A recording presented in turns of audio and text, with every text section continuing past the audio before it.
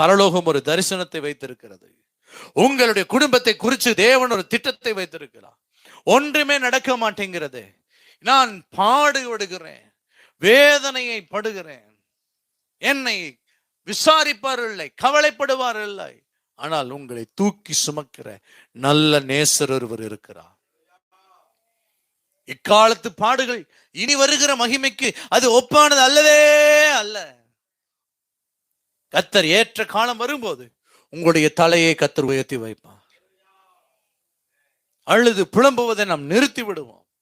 ஐயோ, நான் இப்படி கிடக்கிறேனே என்று சொல்லி நீங்கள் விழுந்து கிடக்கிறதை காட்டலாம். நீங்களுடைய ஐக்கியத்தை வேத வசனத்தோடு கூட இணைச்சிருங்க. ஏன்னா கர்த்தருடைய வசனம் அது உங்களை உயிர்ப்பித்து கொண்டே இருக்கும்.